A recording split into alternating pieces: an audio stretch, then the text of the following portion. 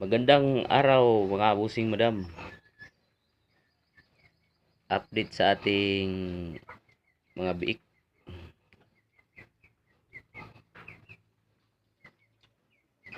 Ika 14 days na nila karon. 14 days na pero wala pa nakapon kay ako ang giadtuan ang mga punay ang tagiya sa Braco.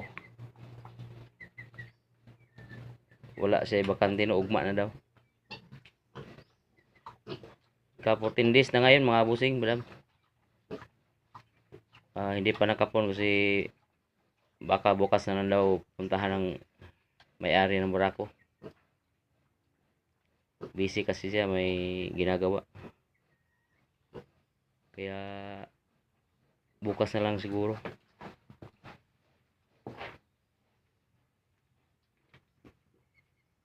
14 days na mga busing pero hindi pa rin sila wala pa sila ni kaon atong page. Akong gibutangan ang kuan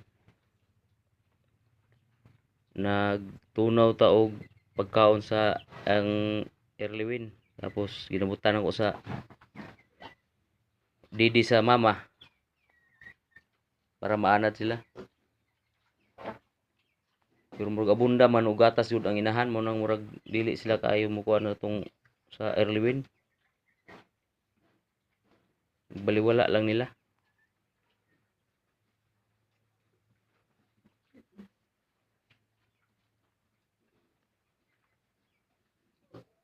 Nya kuan pod napoy mga manok nga sigan diri.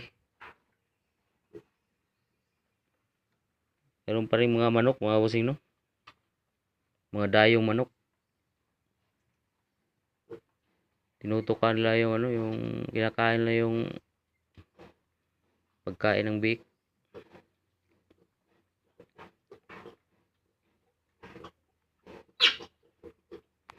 Kaya pinagsabihan na natin yung may-ari na kuhanin yung manok nila. Siguro kinuha na kay kaya wala naman ko kita diri.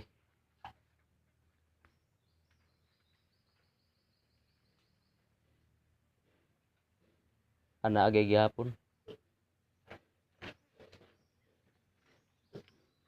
Nandito pa rin yung mga manok mga busino. Kinakain lang yung pagkain ng biik kaya pag alis ko dito sa kulungan mamaya pabalik yun sila. Pupunta na dito kaya hindi ko matsimpuhan. May utak din ng manok mga busing.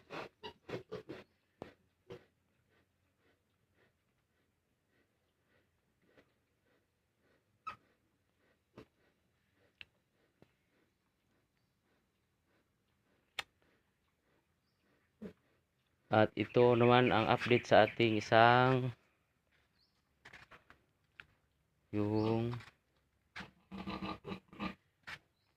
baboy no, hindi pa na 5 buwan na siya mga busing no. Nung 21 5 months na siya atong July 21. O ito na itong hinahinayan na ito pakaon ng gestating for developer. Ini mga busing kay wala pa na ako nahinluan ang ilang kulungan, iyahang kulungan. Bali kuha na siya ka bulang buntis no. Wala pa siya bulan. Kay pizza 9 man siya na takalan.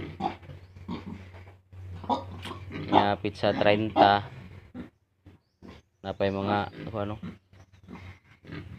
napay 9 days para mag 1 month siya.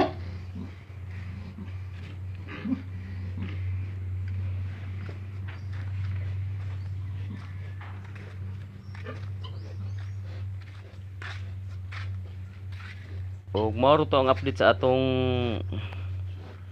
mga hayop mga bossing no. Dam. Inunat mo sa sunod nga video. Salamat mga bossing, madam. Amping tantanan kanunay, amping permi. Unta na mo sa mayong panlawas tanan. Salamat. Salamat kay